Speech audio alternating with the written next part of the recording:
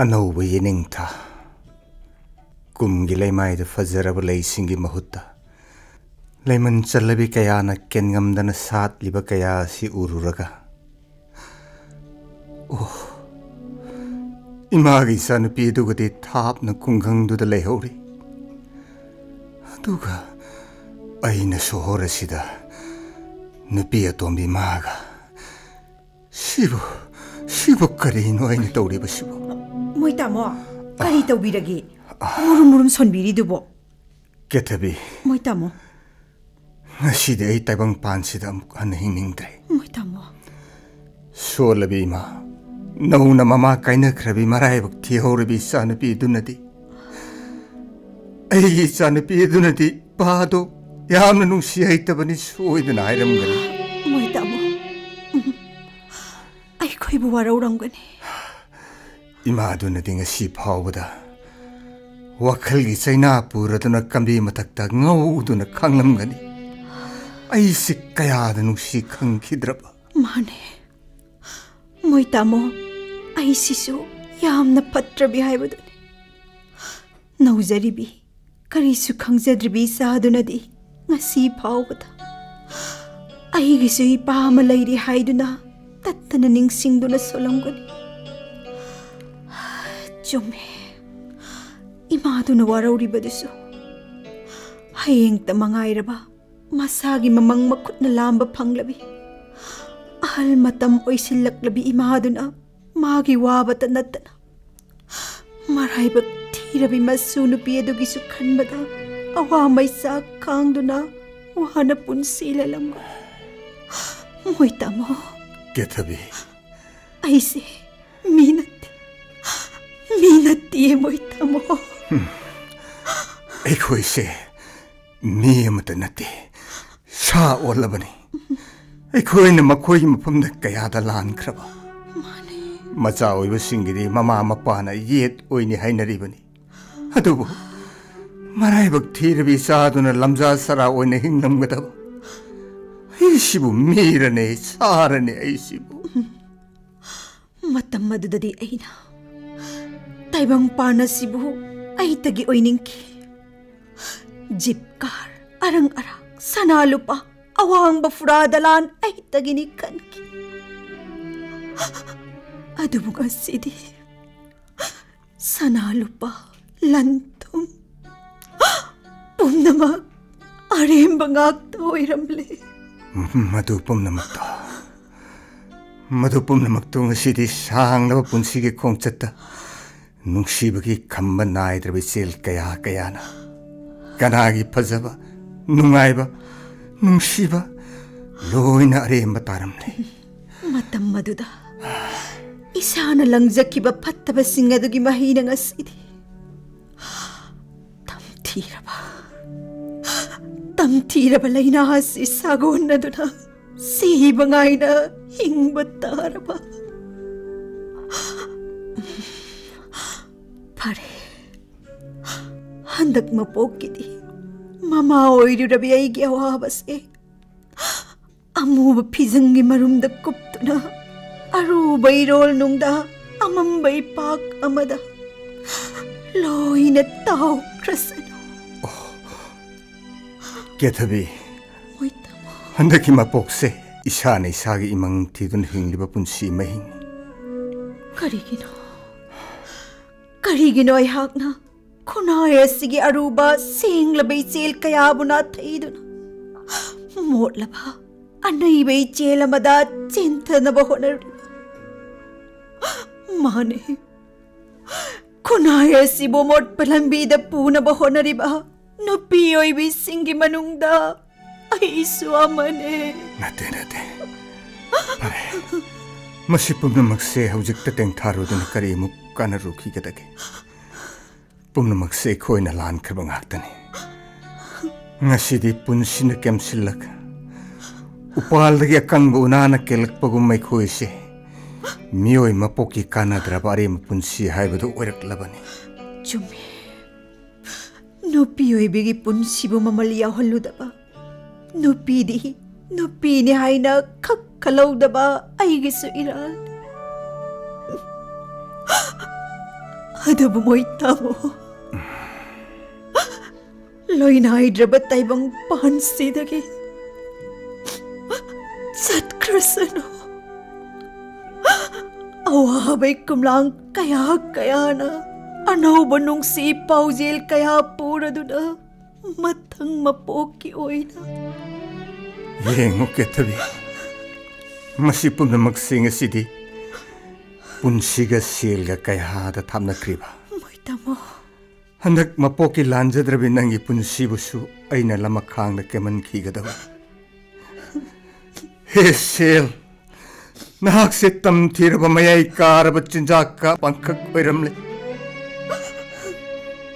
ꯑꯆꯨꯝꯕꯅꯤ ngasi nang aigumba kayagi punsi wahangdi ngasi nakna mangna ngana uriba sibagi mongpham kaya si yowna na bai khong ngasi na thangdona satpa natana atai paukum amattasu leiraro mai tamo ai khoyese sina hingliba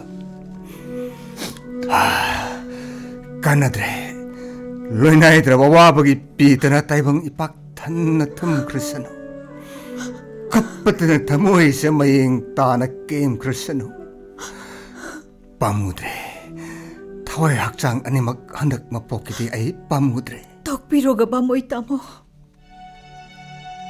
adapu imit sinadi uru ichagi nungsi masakti khanglo ketabi ngasi mama mapaoy basing na tambiramba khudoladuna masa singi tungi laiba lepauga dauri bani ketabi pare asigumba punsiga wana kayana yom laba mapok asidagi karamna lapthokani amuk handa achumbane punsi khongchat na tensila mit yengi pankhai wakal gi lambe na loi silak labada taibangi miyoiba mapok se maru kang silak laba upal gumbani ne moi tamo mani punsi gi achang mamata musilak mulamdai thawngina musi mamsilak pagum ngasi din nang ai gi punsi na taibangi nungairba ipak sida awawagi loina aidrba pirangna khamba leitana sum tungba horakle do ketabi moi tamo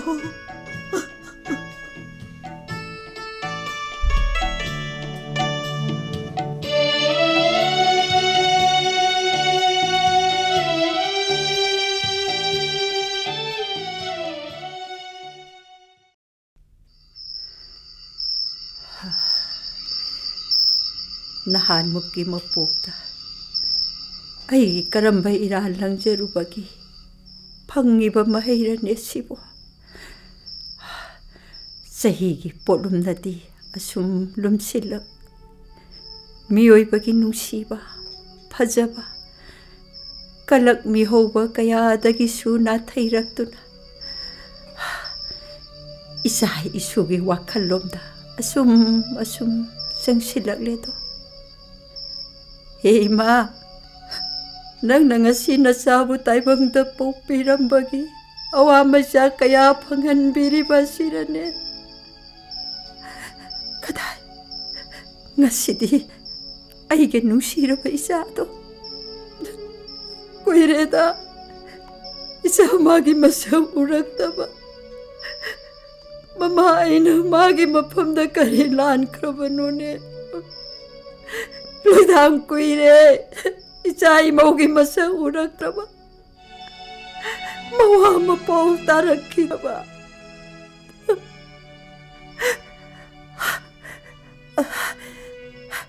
Ngasidi Isu toy bisu Pungkak jaurak le Lesabi mapung parakadore Mama No na kaina kraba matung dagi Mapana suamu hundok piramledo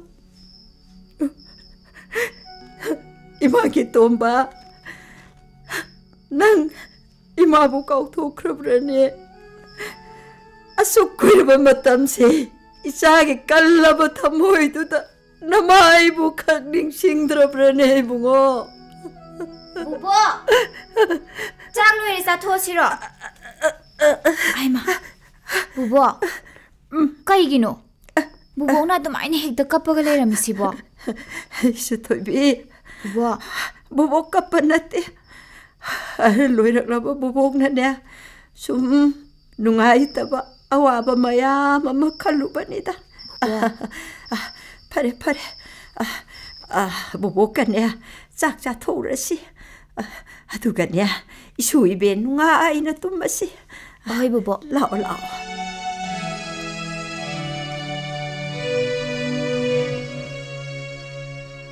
아보기 토이비. Kay hagi bubo. 이수디 와람마니부. Bubo. 농행한 바닥이 이수나 이문기 타박에 마야마 묵도두나 너우리비 이수나네 용기 모와 묵사 마마 묵사 강들에 아보기 토이비 아보기 이수나기나 떠우행부 감드레네 Bubo. 난기나 떠우행부다 보양 와레네 보기 베마 Kaygino. Ahal oirabi bubokna adumna awaba wakal he khanjinduna wariba dubo. Ado bubo. Aikhoi babasi yam phatte da. ꯌꯥꯝ ꯐꯠꯇꯦ ꯃꯥ ꯌꯥꯝ ꯐꯠꯇꯦ Ngasi phawbada babana ahal oisilaklabi bubok ama leiri haiba nongmatasu ningsinglakte. Kaygino. Mana ima atombigi manakta sum leithokhrisibo. Toibi aboki nungsibi Bubo. nangidamakta abo hinglibasidi waruranu isugidamaktane abok leiri Bubo. Hauzikti aikhoina makhoigi karimta khallaroisida. mani isusidi hengoi matam amadane nangbu poklambi ma adugine mingda nangi singleibakta leiba mama dunane lau pari kaya ama leiduna thambiramido sinane isubin angamba makai honadunane hinglaga loire adudine yengoi aboksune yam tumninge nangsune to napagine pamungsida kakhallaga tumuro chalo Tumaroi bubo. Aidi ithanta phunga mapal asida hak tharaga bubo kinakta tumge. aboki bema Bubo. isuna dumna tawraga abongna karamna tumba kamgani pare adudine aboki naksida tuminarasi la Bubo. Nasugi di kemta warunuo. Nasudi kay sutawroye. Bubok oina nungaina tumo. Bubok narakani ba. Se, bubo. Buboki khonga khutka se nasu tapna pairake. Aduga ne bubok nungaina tumo ba ko.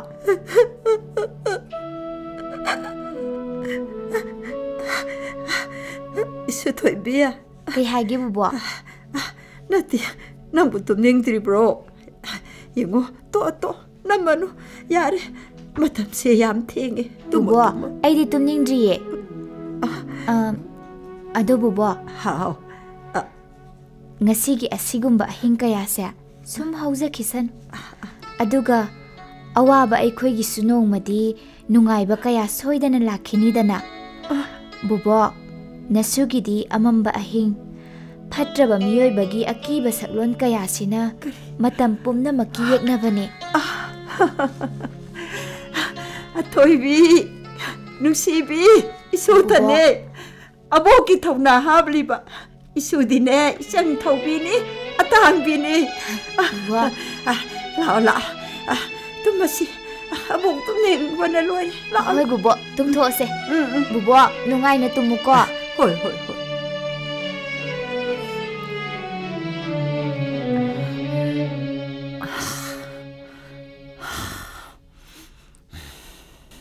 Bubok se tumkredo. Chahi na yomlabi mathang mapok nakna uba hauраklabi solaba pangal to. Macha masu oiriba aikhoina nungsina makut samduna pubigadaba matam asida mana aikhoigidamak kaya ta wajariba. Oh ima masirane na chagi punsi कदाई मियोई पोकी नुंगाइबा हाइबदुबो अैगी इफमददी असुमना तंबिरमलिबा फना फजदुनसु मालेमगी चाउखतपना पंदोल लोमना यौखिदुनसु पाक चाउरबा ताइबंगपाल असिदा कोइना चलुदुना नचाइना इमा नंगबुदी खक थिरुदुना फंगबा लैररोय कोइमा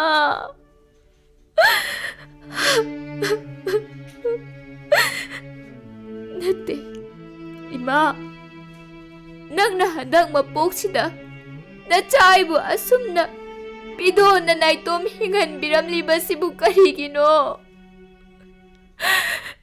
लोइनाइदना सिंथरिबा मिटकी पिना ताइबंगी लैतेंग ओय अवाबा थमोइदा चागलिबा मैरिना पुंसिगी खोंथांग ओइदुना चलहौरगे नचा ताइबंगी सांग्रबा लंबीदा ममा काइनरबा मचा अमा ओइना इमा नंगबु निंगसिंगदुना मसिरा नचाइगी लाइबक्ता तंबिरम्बा ममा मपा अनिमक्की मखादा मनिंग तमना हिंगु तंबिरमद्रबा ओ असिरने पोंगमद्रबा मियोय पोकी तांग्रबा मपोक हाइबदुबु मसिरने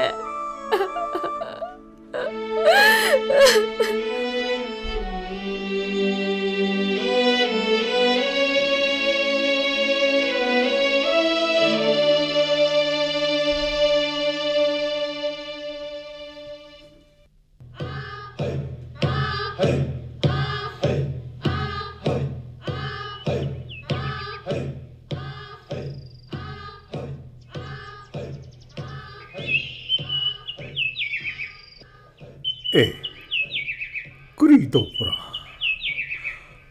ngasi aiki mamangta isan nupi karina pu urampati ipungki bema asak kuine san pu utapani ka kasi na kariki san pu urampanone kuireta isan ki masa nupi aika pau pauna raktapa sattaba sumatam yam na sangbonine imau to sauram lakani laisha mapung param lakani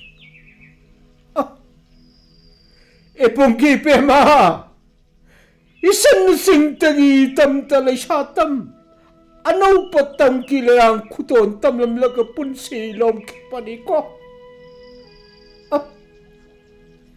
Kamtra, karino ay nataw katapa. Ay ki isel atusu, tam kinupi ama, laukhe ay natay. Kari kumpa, atoy pi, amaw po makoy na tawoy tapatarapati. Singmi oy rabaso, ay ki itakangante. Makoy na, amaw po kak miray puyaroy. Amo kinaktasak ka ni. Hetay bang miyoy mamapa. Ngasiti, singtam. Amaka, kaya talap na krapa. Ipong kinugsirabi karina. Ipong dinang muno magikaw sa lagpagumtawin eh. Asira, miyoy magiponse. Isan na nupigi mapokoy pa na. Isiliw pa asong kay nakipatagi. Nang di handak mapoksigi lap na. Amok ka na utra ba mapamdasad kaya na ko.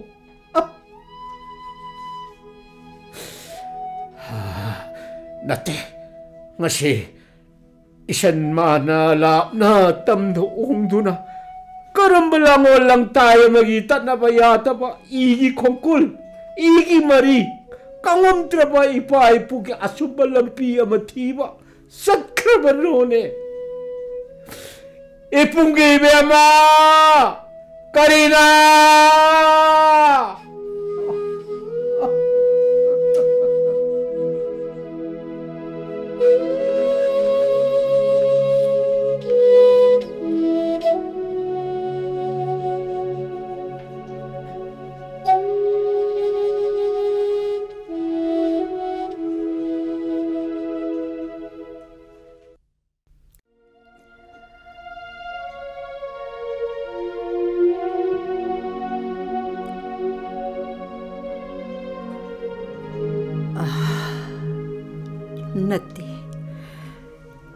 ꯃꯁꯤꯕꯨ ꯀꯔꯤ ꯃꯇꯧ ꯂꯥꯡꯑꯣꯟ ꯀꯧꯕꯒꯦ?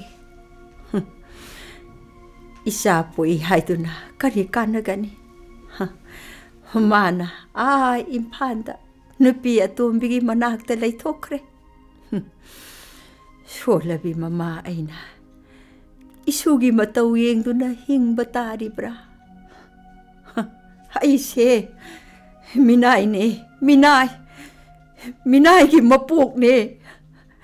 ꯀꯔꯤꯒꯤꯅꯣ ꯑꯁꯨꯛ ꯐꯠꯇ꯭ꯔꯕ ꯃꯄꯣꯛ ꯑꯣꯏꯅ ꯄꯣꯛꯍꯜꯂꯤꯕ? ꯍꯦ ꯇꯥꯏꯕꯪ ꯃꯄꯨ, ꯄꯨꯝꯅꯃꯛꯁꯦ ꯅꯪꯗꯤ ꯎꯔꯤꯅꯤꯗꯀꯣ. ꯑꯁꯨꯛ ꯋꯥꯔꯕ ꯃꯄꯣꯛꯁꯤꯗꯗꯤ ꯇꯥꯏꯕꯪ ꯄꯥꯜꯂꯁꯦ ꯑꯋꯥꯕ ꯀꯌꯥꯒꯤ ꯁꯥꯡꯂꯕ ꯈꯣꯡꯆꯠ ꯑꯃ ꯅꯠꯇ꯭ꯔꯅꯦ? ꯑꯗꯨꯒ ꯄꯥꯛꯂꯕ ꯃꯥꯂꯦꯝ ꯑꯁꯤꯒꯤ ꯐꯖꯔꯕ ꯀꯨꯝꯒꯤ ꯂꯩꯃꯥꯏꯗ ꯃꯣꯡꯐꯝꯒꯤ ꯃꯣꯡꯐꯝ ꯉꯥꯛꯇꯅ ꯊꯜꯂꯛꯄ ꯍꯧꯔꯛꯂꯦ ꯉꯁꯤꯗꯤ. ꯕꯨꯕꯣ! ꯑꯕꯣꯛꯀꯤ ꯊꯣꯏꯕꯤ! ꯕꯨꯕꯣ, ꯍꯥꯎ. ꯀꯩꯒꯤꯅꯣ ꯕꯨꯕꯣꯛꯅ ꯑꯗꯨꯝꯅ ꯋꯥꯅ ꯆꯣꯏꯔꯣꯜꯒꯨꯝꯅ ꯍꯦꯛ ꯍꯦꯛ ꯉꯥꯡꯂꯤꯕꯗꯨꯕꯣ? ꯀꯩꯁꯨ ꯇꯧꯗꯦꯗ. ꯑꯕꯣꯛꯀꯤ ꯊꯣꯏꯕꯤ, ꯏꯁꯨꯅꯅꯦ ꯑꯕꯣꯛꯁꯦ ꯌꯥꯝ ꯋꯥꯅ ꯎꯔꯕ꯭ꯔꯣ? ꯁꯦ ꯑꯕꯣꯛꯅꯦ ꯀꯔꯤꯝꯇ ꯋꯥꯗꯦ. ꯇꯣ ꯌꯦꯡꯉꯣ. ꯅꯪꯒꯤꯅꯦ ꯏꯝꯐꯥꯜꯗ ꯂꯩꯈ꯭ꯔꯕ ꯑꯄꯣꯛꯄ ꯅꯄꯥꯗꯨꯒꯤ ꯃꯅꯥꯛꯇꯅꯦ ꯆꯠꯇꯨꯅꯅꯦ ꯅꯄꯥ ꯅꯆꯥ ꯑꯃꯨꯛꯇꯪ ꯎꯅꯔꯨꯅꯕ ꯍꯥꯏꯗꯨꯅꯅꯦ ꯑꯕꯣꯛꯁꯨꯅꯦ ꯑꯍꯟꯒꯤ ꯃꯇꯝ ꯑꯣꯏꯁꯤꯜꯂꯛꯄ ꯁꯣꯟꯖꯤꯜꯂꯛꯄꯁꯤꯗꯅꯦ ꯁꯨꯝ ꯄꯨꯛꯅꯤꯡꯁꯦ ꯃꯑꯣꯟ ꯈꯜꯂꯛꯂꯤꯕꯅꯤꯅꯦꯍꯦ. ꯕꯨꯕꯣ, ꯅꯠꯇꯦ, ꯅꯪꯕꯨ ꯅꯄꯥꯒꯤ ꯃꯅꯥꯛꯇꯨꯗ ꯑꯃꯨꯛꯇꯪ ꯆꯠꯂꯨꯒꯦꯔꯥ ꯍꯥꯏꯕ. ꯇꯜꯂꯦ ꯕꯨꯕꯣ. ꯍꯥ? ꯑꯩ ꯃꯥꯒꯤ ꯃꯅꯥꯛꯇ ꯁꯨꯡꯆꯠ ꯆꯠꯅꯤꯡꯗꯦ. ꯑꯗꯨꯒ ꯏꯃꯥꯇꯣꯟꯒꯤ ꯃꯁꯛꯇꯨꯁꯨ ꯌꯦꯡꯅꯤꯡꯗꯦ. ꯃꯤꯅꯨꯡꯁꯤ ꯂꯩꯇ꯭ꯔꯕ ꯃꯈꯣꯏꯗꯤ ꯑꯩꯒꯤ ꯏꯃꯥ ꯏꯄꯥ ꯑꯃꯠꯇ ꯅꯠꯇꯤꯌꯦ ꯕꯨꯕꯣ. ꯊꯣꯏꯕꯤ, ꯅꯠꯇꯦ. ꯊꯣꯏꯕꯤ ꯌꯦꯡꯉꯣ, ꯇꯥꯏꯕꯪ ꯄꯥꯜꯂꯁꯤꯗꯅꯦ ꯃꯆꯥꯁꯤꯡꯅ ꯃꯃꯥ ꯑꯣꯏꯕꯤ ꯀꯌꯥꯒꯤ ꯁꯤꯌꯣꯝꯅꯨꯡꯗꯒꯤ ꯃꯥꯂꯦꯝꯗ ꯈꯣꯡꯗꯥꯔꯛꯄ ꯅꯨꯃꯤꯠ ꯑꯗꯨꯗꯒꯤ ꯍꯧꯅꯅꯦ ꯃꯃꯥ ꯃꯄꯥ ꯑꯣꯏꯕꯁꯤꯡꯅ ꯃꯆꯥꯁꯤꯡꯕꯨ ꯃꯈꯣꯏꯒꯤ ꯃꯊꯥꯅꯨꯡꯗ ꯃꯇꯝꯕꯥꯛꯇ ꯄꯣꯄꯝꯗꯨꯅꯅꯦ ꯋꯥꯅ ꯃꯈꯣꯏꯕꯨ ꯆꯥꯎꯅꯕ ꯍꯣꯠꯅꯔꯛꯈꯤꯕ ꯀꯌꯥꯗꯨꯒꯤ ꯊꯧꯗꯥꯡꯁꯤꯡꯗꯣ ꯇꯔꯥꯏꯕ ꯅꯠꯇꯦꯅꯦ ꯏꯕꯦꯝꯃ. ꯐꯔꯦ, ꯏꯁꯨꯅꯅꯦ ꯌꯥꯗ꯭ꯔꯕꯗꯤ ꯀꯩꯗꯧꯔꯨꯅꯤ ꯏꯁꯨꯁꯤꯗꯤ. ꯑꯗꯨꯒ ꯇꯥꯏꯕꯪꯗ ꯃꯃꯥ ꯃꯄꯥ ꯂꯩꯇ꯭ꯔꯕ ꯃꯆꯥ ꯀꯌꯥꯁꯨ ꯍꯤꯡꯂꯤꯗ. ꯑꯗꯨꯕꯨ ꯅꯪꯒꯤꯗꯤ ꯑꯄꯣꯛꯄ ꯅꯄꯥꯁꯨ ꯍꯤꯡꯂꯤꯗꯅ. ꯏꯁꯨꯒꯤ ꯀꯔꯤ ꯋꯥꯠꯀꯅꯤ? ꯑꯗꯨ ꯕꯨꯕꯣ.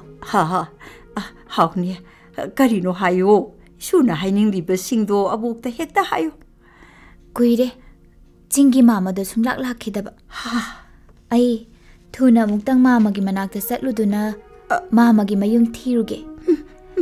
ꯃꯇꯝ ꯑꯃꯒꯤ ꯏꯃꯥꯒꯤ ꯄꯣꯛꯅꯐꯝ ꯂꯝꯗꯝ ꯑꯩꯅ ꯄꯤꯛꯂꯤꯉꯩꯗ ꯆꯠꯈꯤꯕꯗꯣ ꯌꯥꯝꯅ ꯆꯠꯅꯤꯡꯉꯦ. ꯊꯣꯏꯕꯤ ꯉꯥꯏꯈꯣ, ꯑꯕꯣꯛꯅꯦ ꯋꯥ ꯍꯥꯏꯒꯦ. ꯌꯦꯡꯉꯣ, ꯅꯍꯥꯟꯋꯥꯏ ꯏꯁꯨꯅꯅꯦ ꯑꯉꯥꯡ ꯑꯣꯏꯔꯤꯉꯩ ꯁꯨꯞꯅꯇꯒꯤ ꯆꯍꯤ 5-6 ꯍꯥꯏꯔꯛꯄ ꯃꯇꯝꯗꯨꯗ ꯃꯁꯥꯒꯤ ꯑꯅꯥꯕ ꯑꯃꯅ ꯈꯥꯡꯉꯨꯊꯛꯇ ꯅꯧꯅ ꯃꯄꯨꯟꯁꯤ ꯂꯣꯡꯈ꯭ꯔꯕꯤ ꯅꯨꯡꯁꯤꯔꯕꯤ ꯑꯩꯒꯤ ꯆꯤꯡꯒꯤ ꯏꯃꯧ. ꯅꯪꯒꯤꯗꯤ ꯑꯄꯣꯛꯄꯤ ꯅꯃꯥꯗꯨꯅꯅꯦ ꯍꯤꯡꯂꯤꯉꯩꯗ ꯅꯕꯣꯛ ꯑꯩꯒꯤꯅꯦ ꯁꯦꯕꯥ ꯃꯇꯣꯂꯣꯝꯅ ꯇꯧꯔꯝꯃꯤꯅꯦ. ꯃꯅꯦꯝꯃꯩꯕꯨ ꯅꯨꯡꯁꯤꯅ ꯄꯤꯖ ꯄꯤꯊꯛꯂꯝꯃꯤ. ꯅꯨꯡꯁꯤꯗ ꯏꯅꯦꯝꯒꯤ ꯀꯔꯤꯅ. ꯑꯗꯨꯒ ꯅꯪꯒꯤ ꯃꯥꯃꯗꯨꯅꯅꯦ ꯅꯃꯥ ꯂꯩꯔꯤꯉꯩ ꯃꯇꯝꯗꯗꯤ ꯆꯍꯤ ꯈꯨꯗꯤꯡꯒꯤ ꯃꯩꯇꯩꯒꯤ ꯅꯤꯉꯣꯜ ꯆꯥꯛꯀꯧꯕ ꯂꯥꯛꯄ ꯅꯨꯃꯤꯠꯇ ꯃꯆꯟꯅꯨꯄꯤꯒꯤꯗꯃꯛ ꯑꯃꯗꯤ ꯃꯅꯦ ꯑꯩꯒꯤꯅꯤ ꯍꯥꯏꯗꯨꯅꯅꯦ ꯆꯤꯡꯗ ꯁꯥꯕ ꯍꯥꯎꯐꯤ ꯏꯅꯐꯤ ꯀꯌꯥ ꯄꯨꯔꯛꯇꯨꯅ ꯈꯨꯗꯣꯟ ꯇꯝꯂꯝꯃꯤꯗꯣ. 이nem기 눈치비 ngasi디 isu chawrutuna ꯃꯃꯥꯒꯤ ꯈꯣꯡꯒꯨꯜ ꯂꯩꯕ ꯆꯠꯀꯦ ꯍꯥꯏꯔꯛꯂꯦꯅꯦ ꯏꯅꯦꯝꯒꯤ ꯂꯥꯏꯑꯣꯏꯈ꯭ꯔꯕꯤ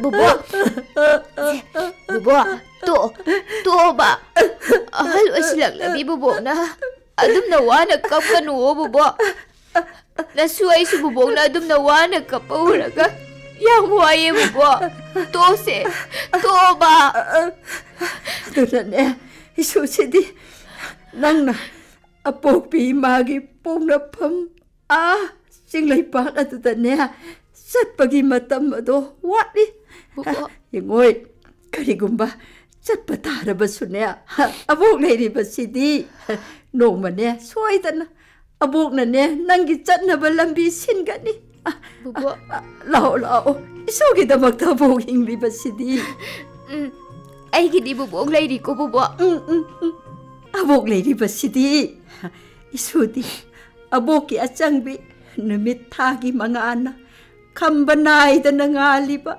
아라바 마잉알라도 막네 부부 이속이다 막다디 아복 레이리바시디 부부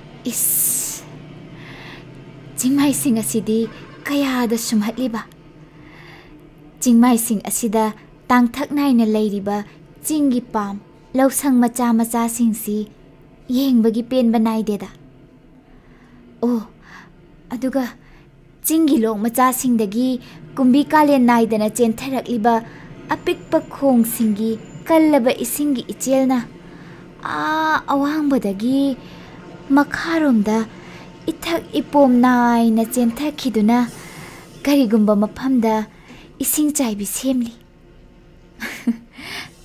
ꯍꯩꯃꯥ ꯃꯐꯝ ꯁ꯭ꯋꯥꯏꯁꯤꯗ ꯑꯣꯏꯔꯝꯒꯅꯤ ꯕꯨꯕꯣꯛꯅ ꯑꯗꯨꯒ ꯉꯁꯥꯏ ꯆꯤꯡꯃꯤ ꯏꯃꯥꯅꯁꯨ ꯇꯥꯛꯂꯛꯈꯤꯕꯗꯣ ꯑꯣꯏꯅꯤꯗ ꯒꯥꯔꯤꯁꯦ ꯑꯝꯇ ꯈꯥꯝꯕꯤꯌꯣ ꯒꯥꯔꯤꯁꯦ ꯑꯝꯇ ꯈꯥꯝꯕꯤꯌꯣꯕ ꯏꯃꯥ ꯑꯩ ꯑꯝꯇ ꯀꯨꯝꯖꯔꯛꯀꯦꯕ ꯈꯤꯇ ꯍꯟꯇꯣꯛꯄꯤꯌꯣ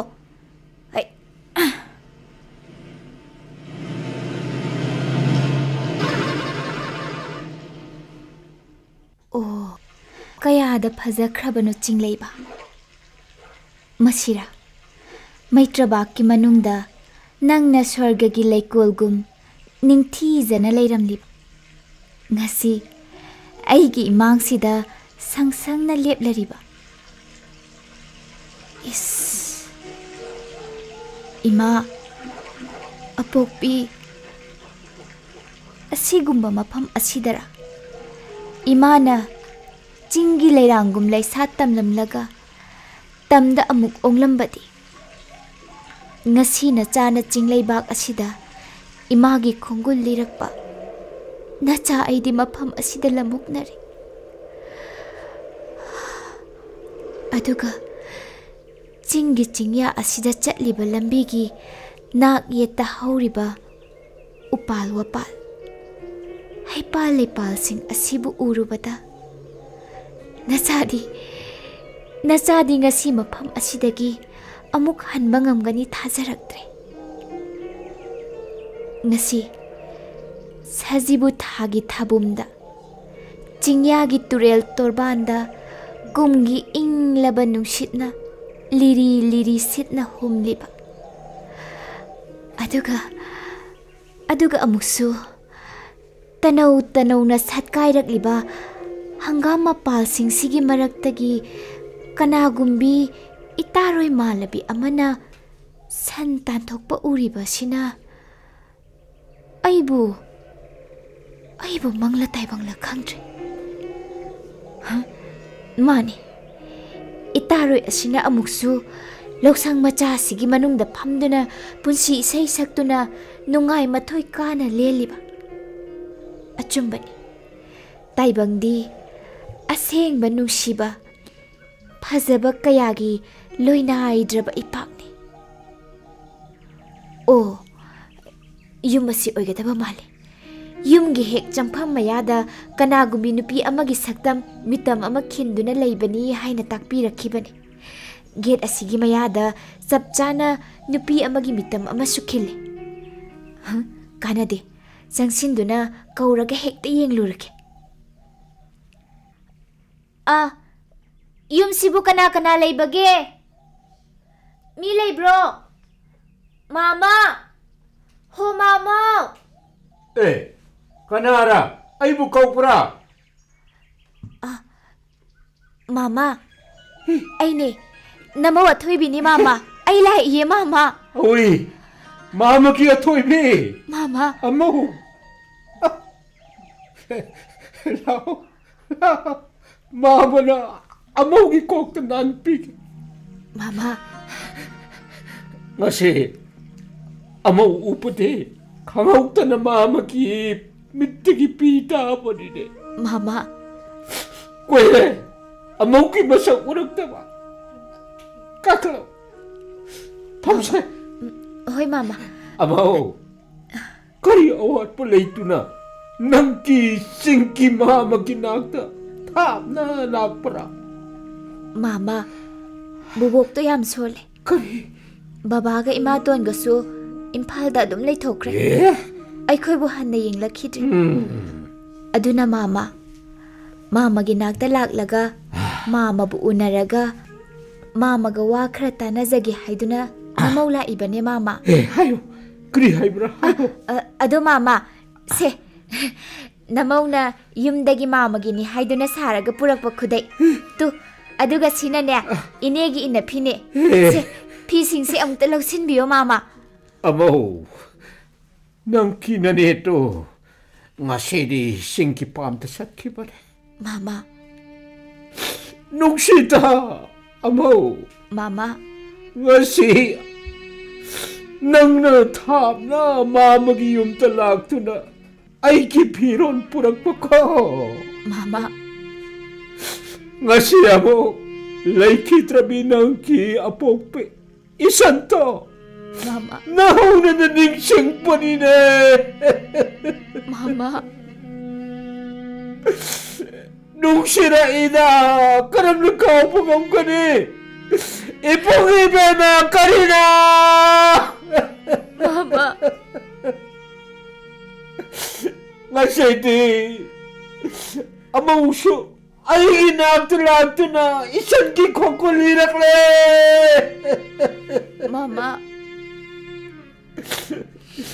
Adungay isang natamdoong tunalingay sa higiningon sa kulang ko ta napungay na sintagi kumlagto na sinta sabot pe isang kinihad na kuton tampa. Mama. Masita inawunang na amok kaningsing panine na pong na. Isan bukaw pangante kanina. Oh, Ima. Nang nangasidang gahindo na layramlabadi. Kahigino, taibang pala sinatam tira ba nung dambamana. Mamamatsagi kalaba nung si Maribot hadatto na. Amo. Amukha na unararoy na balambi na pudo na tsadkriba si Bukarigino. Mama, tupiro. Kapatupiro, Mama. Nasinamaw na Mama ginanagtalak sa badi. Amo. Mama ginapamda. Hena awacay na piba oy na tukramali ni Mama. Atoy pe. Mama. Mama ki amo. Yo. Tu. Ufra. Tongka na sita kiliba. Nubiya mag-imitam sa. Ufra. Yo. Uzay Mama. Masibu. Masina kiliba nubi gisang tamase. Atay ka na natine amo. Mama. Hayang mata mamata. Tamkinungoloy krabi. Among nang nasingta. Nangki imaki kukulirap kamatamta. Tungki miron kaya na singtam amatani wari na hong napa. Mama. Imamatagi matanong tagi syarak pa ni kang siyahong na napa. Aina nang kiimagi saktam lautuna. Mapamsida ningsing mita mungkin pa ni ne mamagi amaw. Oh, ima. Ngamdraba miyoybagi mapokta. Cinggi cingmayda langondo na poklamlaga. Thap na tamgi laymayda onglam. Unsi layrang chara sandoklamlaga. Ngasi na kamnong sawatan krabi. Nasana ngasi di, ima. Nanggi asing ba igi konggo lima lagni, ima. Karina! Mama. Hayo. Amo, hayo. Kari hay pra. Ngasi, namawoy hak na. Imagi sing labat hamoy. Pumna magpunong sinabagi lipun na tsit na.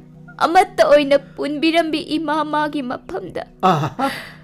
Machay gi sing labat hamoy gi pigaloy na na. Penating tazaram lagi ni mama. Nung sinabi at holbi. Mama. Amaw kiwata mata. Pele. Saro. Seng laban na magimitam asita. Nanggi apopi imani kantuna. Namagi mapamta. Mapamsida hori ba hay lay kaya se. Mama. Nakot mang napa makantuna heklaga. Namagi mapamda hikat lakay. Tamsam ko. Mama. Mama na nangki. Layhap na papulang pipike ko. Oh. Nushirabi. Palim. Apokpi. Masira. Nangising laba mularoy na basaktam. Ngasi. Jinglay ba kasi na kindo na usariba na tsana. Amaw, layhap na ba pala? Loro se. Mama. Amoy. Amaw. Mama. Ngasida kiti. Nang na. Sahi kumsa kutingki mapam sida lakto na. Namagi mapam da. Haylay kat sa mga mooyo ko. Oy, Mama.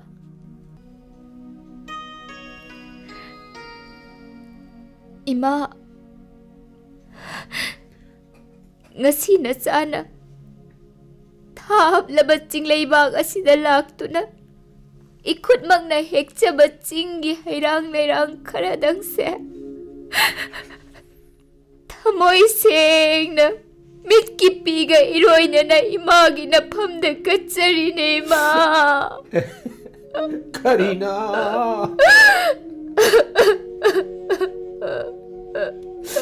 Ibangi Karina. Ima.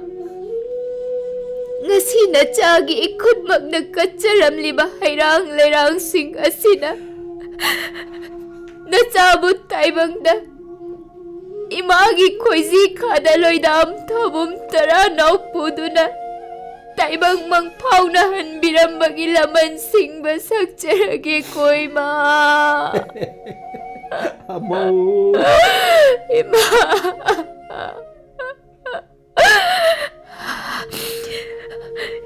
Ima.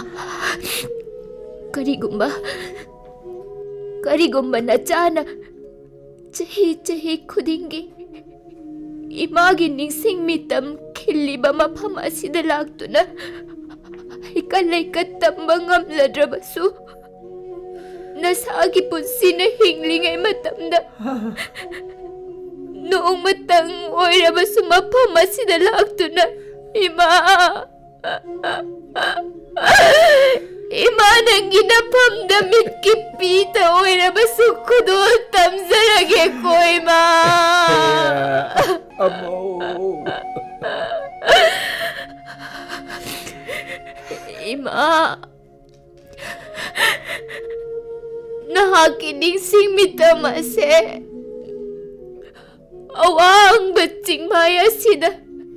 Ling na na dumaglay haura sa nukoy ma. Karina.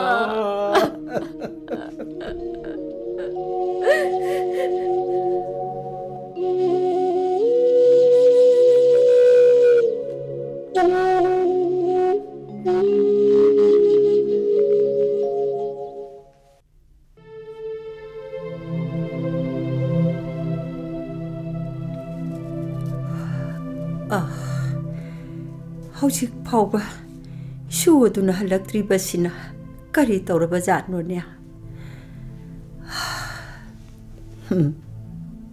माने हंदक मपोक्सिमगिदी सही थांगफम अवा अना तबु येंगनबा पोलकपा ताखरे पांगन्नदी सोजिल्ला इसागी इसुगी नुंगाइबा मपाव अमत्तसु तारक्तरे कया कुइना नोने कुमई असिबु emit असिना येंगदुना लैखिगदौबा नती इसुदुबु हौजिक फाउबा हलक्त्रिबसिबु हलक्पा मतमदी ओइरेदा करी तौरबा जातनोने bubo bubo how how bubo आई लाए इसु लाएदना येंगोय नती नंगबु नंगी मामदुगा थेंगनरप्रो थेंगनरे बुबो बुबो चिंगी मामनने यंतु अखोय अनीना चानबनी हाइदुना चिंगदगी कदाय तु पान माइरे मयाम अमा हापैसे यौने यामद्रा यौने बुबो कया यामना हापैबनोने से नती नंगबु मामदो नुसीदरो नुसीए बुबो अदो बुबो आई होरेन कोना वारी लीरगे को होय होय चलो चलो इसु वारमनी नफिना रोंदो हाना होंदोक चरुरो चलो चलो होय बुबो कया द नुसीख्रबा इसुनोने ममा अदुना हिंगदुना लेजरमलबदी मबो आई कया द नुंगाइगदौबा ngasiगी ताइबंगदा इसुगुंबा कयागी लाइबक्से उरुरगा हे ताइबंग नंगी नतंबाग असिदा ngasiदी अमंबा अमुबा लैचिन्ना नोंगना ngakta कुप्पा होरगलेदो मतम अमगी नुंसीरबा फजबा अतप्पा अमेंगबा सिंगदो लोइना मफम कदाइदा लापना चेनख्रबगे ngasiदी कीरे आई इसाना पोक्जबा इचा फाउबा थाजरक्तरे अकीबना खुनाय से पुकोई कोइसिनख्रे ताइबंगसिदा अहिंगबा कना अमतना मालेम सिबु थादोकनिंगदे मसिमदी मियोइबा अखोइना खक काउफरोय अदुगा आई नंगी ममन यामदबा हक्चांगदगी नोंगबदी लैपाकना उतना हेना मनमन यामगनी चिंगमु वांगना पैबा लंथुम हक्चांगना सोंथरक्लबा मल्लबा मतमदा अवाबा मिटकी पीनतना अतई करीसु लैते कलक्पसु अमत्ता लैररोय खंद्रे इसु थोबिकी पुंसीना हयेंग करी थोगबा इसु मागी खल्लुबद अइना करमना ताइबंगसे थादोकपा ngamgani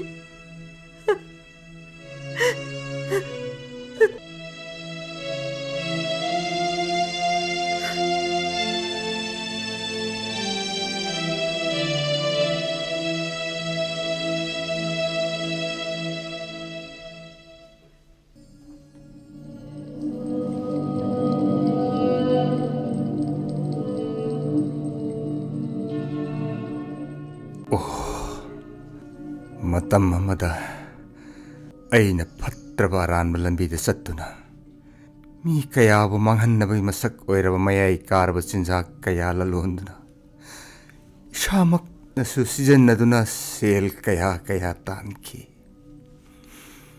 सेल सिंग अदुगी मयाइदा लमदमसिगी समजरबी कंगलै चनुरा कयाना तेथा नौथदुना मखोइगी पुंसी कयाबु लेखा ताहनखीबनी अदुगा ngasiना करीगी अइना दुंगै अइगी नुंसिरबी करीनाबो निंसिंहलक्लिबा करीगुम्बा माना ताइबंग ngasiदा हिंगलंबा थोक्लबदी ngasi अइना चतलुरिबा फत्रबा लंबी सिंग असे खक चलमलोय करमना काउबा ngamgani मा अैगी हौख्रबा वारिसिंग चिंगी पाम लोकी इसिंग खोंग अमदि चिंगी चिंगमाइदा सानखिबा नुंसी वारिसिंग खुलगी कुमहै कयादसु मा अै लंपाक्ता पुन्ना सक्मिन्नखिबा नुंसी इसै कया कया ngasisu काउबा ngamna ningsinglakli nate karino अैगी मांगदा उरिबा फजरबा लेकोल सिंगदगी तनौरबा लैना सिंगी मरक्ता इ तैरबा सरू सयांग कयाग सक्तम ngakta उरिबा सिना ताओ कंगलै चनुरा सिंह नखोगी पुंसीबु सराक तमगदबगी फत्रबा साइंग चाबा मियोय कया नंगाइदुना लैबा सिदगी चक्सिल्लसिको चनुरा सिंह मोय तामो करिनो तौबिसिबो करिनो मोय तामो बु ngawrobro adu kanna lawbridubu karigino अैबो कन्ना लाउख्रब्रा हौजिकता लाउख्रिबदुदी असेंगमनि केथबी येंगो हौजिकपु कदाइदनो अचौब निंगथौ फजब मागी तालोई कया सिंगी नुंसी वारिसिंग मोय तामो लुपागी कैराक थादुना सनागी फंबाल तोंगदुना मनाई मसन कयाना सेवा तौ मखोंग मखुत नोइदुना नुआइना लेलिबा मखोई पुंसी कया सिंग अदुगा अतोनबा नीदुना चारिबा मियोइबा कयागी थवाई सिंग अदुगा करीदा मुखेतनरिबगे आइमा मोय तामो हक्सांगदि सुंथदनबा खरा पोथानबा होनबियु करिनो हाइरिबा मयामदुबो अैसु इमुंगदने थबक खजिकता लोइसनजरुखिगी खोंगदुबु सैना खरा फबिरब्रो चाइना दे खरा हंथरले फरे फरे नंगी थबक तो लोसिन जरूर चलो लोसिन जरूर खिगी मोय तामो कुइरेदा इसा नुपी अदुगा इमागी मनाक्ता अैना चटखिदबसी हक्सांगी फिबम मसिनदि नोंग नोंगी फसलक्त्रि अदुगा ममा मपा ओइबसिंगना मचागिदमक्ता लेपिबदि कल्लब तुरेलगी इमाइद चेलिबा इसेलगी इथक इपोम कयाना तोइना चामलबसु खक मयेंग ताद्रबा तोरबानगी अचौब नुंजाउ अमगुम्बने मराइबक थीरबी चा महाकिदि मपा अै नत्तना तै कनामत लेत्रेदो पागी बेमा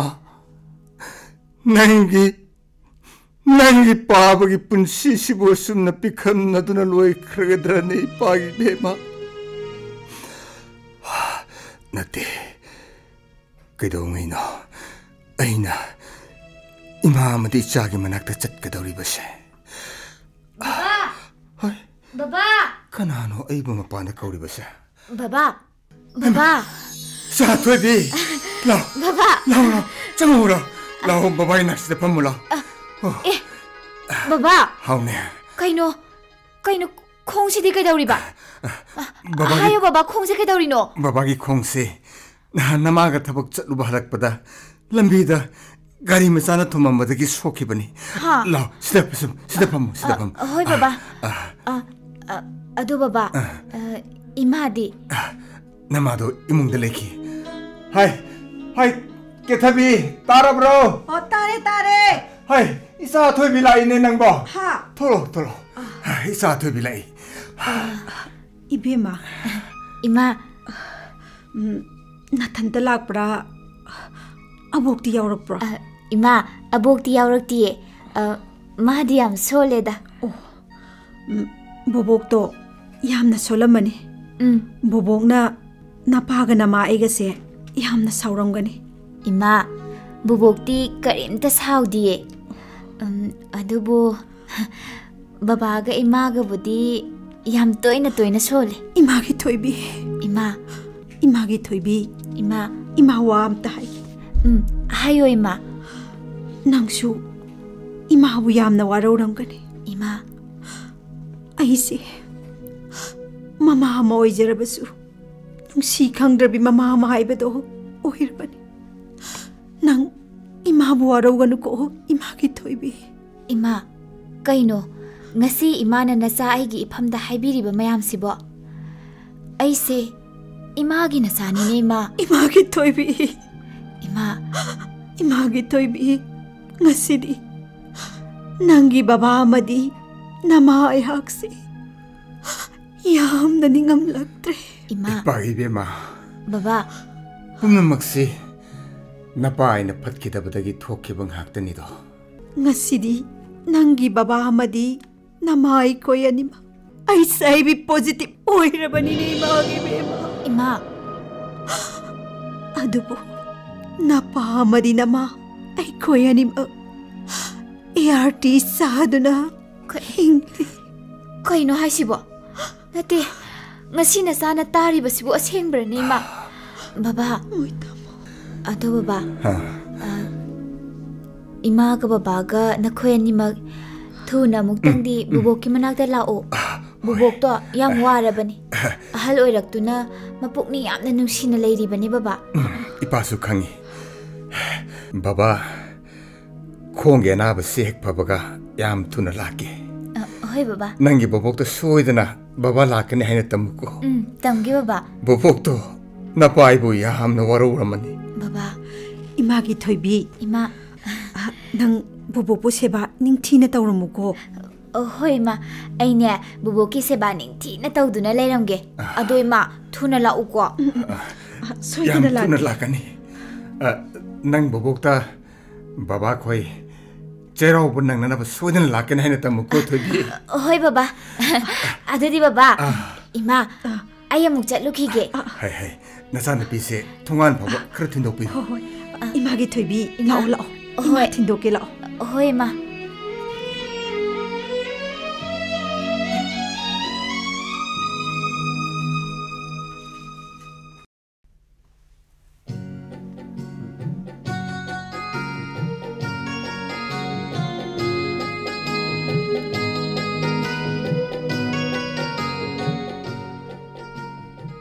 Hai, kita biya.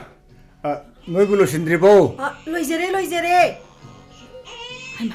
Hai, angang du kapang ngene ne. Abogi ma bi marol do. Ningthi nuk to sesin biu.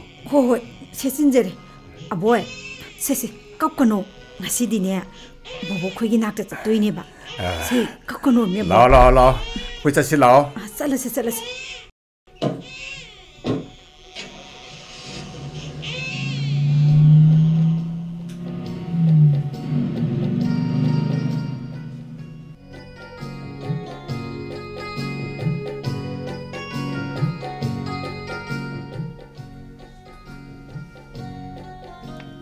Hai, si Thoibi.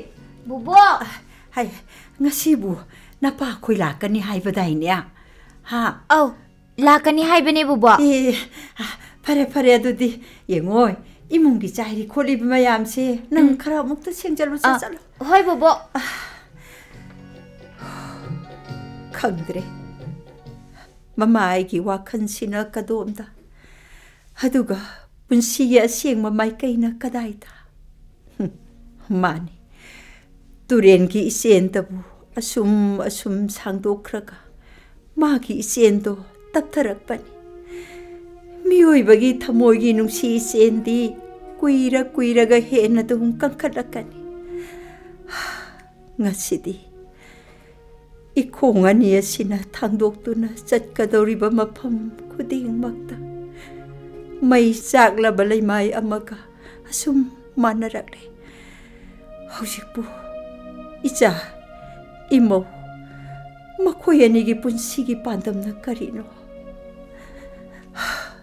Taibangda, mama hoiba singnadi, macha singbu, kak ning singdaba, kauthokpa, oithokti.